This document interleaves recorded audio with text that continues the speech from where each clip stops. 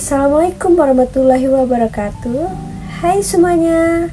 Perkenalkan, kami dari kelompok 5 yang beranggotakan saya Nur Dewi Oktaviani, Wahdian, Husnul Hatimah, Jessica, Melsi, dan Aliarti.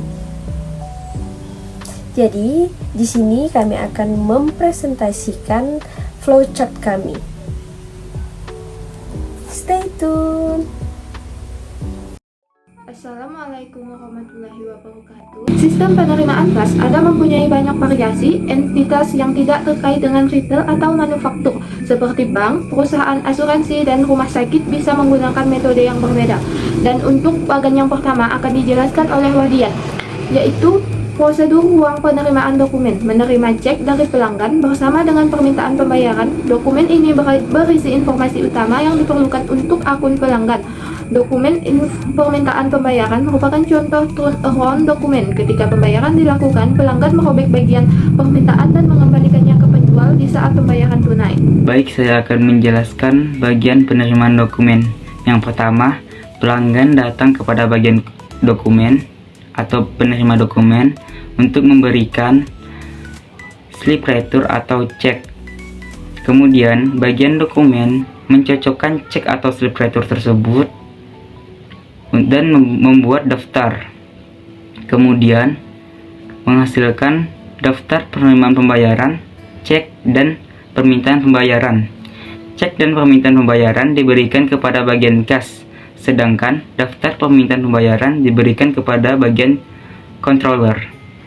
Sekian, terima kasih. Dan untuk materi yang kedua akan dijelaskan oleh Melsi, yaitu Departemen Permintaan Kas. Kasir memverifikasi keakuratan dan kelengkapan antara cek dengan permintaan pembayaran. Setiap cek yang hilang dan salah dikirimkan dari ruang penerimaan dokumen, dan departemen ini diidentifikasi pada proses ini. Kemudian, staf menyiapkan slip penyetoran bank rangkap 3. Setelah dana disetor, kasir bank memvalidasi slip setoran dan mengembalikan satu salinan ke bagian pengawasan, menyiapkan voucher jurnal, dan mengirimnya ke buku besar umum. Assalamualaikum warahmatullahi wabarakatuh. Hai teman-teman, perkenalkan nama saya Mercy. Saya akan menjelaskan langkah-langkah untuk menggambarkan proses Departemen Permintaan Kas. Yang proses dimulai saat cek permintaan pembayaran diterima oleh Departemen Penerimaan Kas Kasir. Nah, verifikasi dilakukan untuk memastikan cek yang diterima sesuai dengan permintaan pembayaran. Cek yang hilang atau salah akan diidentifikasi pada tahap ini. Jika ada cek yang hilang atau salah, maka cek tersebut akan dikirim kembali ke ruang permintaan dokumen, penerimaan dokumen, dan departemen terkait untuk diperbaiki. Nah, jika tidak ada cek yang hilang atau salah, proses dilakukan di langkah berikutnya. Staf menyiapkan slip penyetoran bank rangkap 3 yang mencakup informasi terkait cek yang diterima. Dana yang diterima disetorkan ke bank oleh staf kasir. Kasir bank memvalidasi slip setoran yang telah disetor, memastikan untuk informasi akurat. Setelah validasi, bank mengembalikan satu salinan slip setoran ke bank pengawasan untuk dokumentasi. Proses selesai setelah voucher jurnal dikirim ke buku besar. Verifikasi cek permintaan pembayaran adalah langkah pertama untuk memastikan tidak ada kekeliruan dalam dokumentasi yang diterima. Penyetoran dilakukan setelah cek dinyatakan valid dan slip setoran bank siap diserahkan ke bank untuk proses penyetoran. Dan bagian yang ketiga akan dijelaskan oleh Jessica. Departemen Piutang Dagang melakukan pembukuan permintaan pembayaran pada akun pelanggan di buku besar pembantu piutang dagang. Permintaan pembukuan disimpan untuk jejak audit pada akhir hari kerja. Staf piutang dagang merangkum akun buku besar pembantu piutang dagang dan menyerahkan rangkuman tersebut ke Departemen Buku Besar Umum. Halo teman-teman, perkenalkan nama saya Jessica. Di sini saya akan menjelaskan flowchart bagian piutang dagang. Yang pertama di sini ada daftar permintaan pembayaran. Proses ini merupakan langkah awal di mana daftar permintaan pembayaran dikumpulkan dan dicatat. Terus yang kedua, Permintaan pembayaran. Setelah daftar permintaan pembayaran dibuat, selanjutnya permintaan pembayaran dikirim atau diproses. Yang ketiga, ada perbarui buku besar pembantu piutang. Setelah permintaan pembayaran dibuat, data pada buku besar pembantu piutang diperbarui untuk mencatat perubahan piutang. Terus yang keempat, ada buku besar pembantu dan ikhtisar akun. Data yang diperbaharui dalam buku besar pembantu digunakan untuk menyusun ikhtisar akun guna memberikan gambaran keseluruhan mengenai piutang. Terus yang kelima, ada daftar permintaan pembayaran.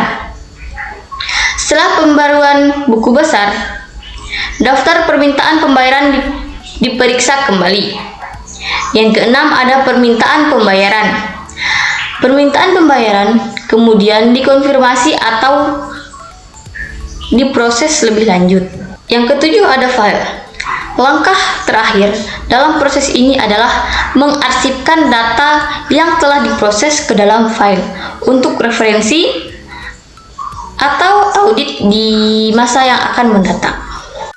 Dan untuk bagian yang keempat, Departemen Buku Besar Umum.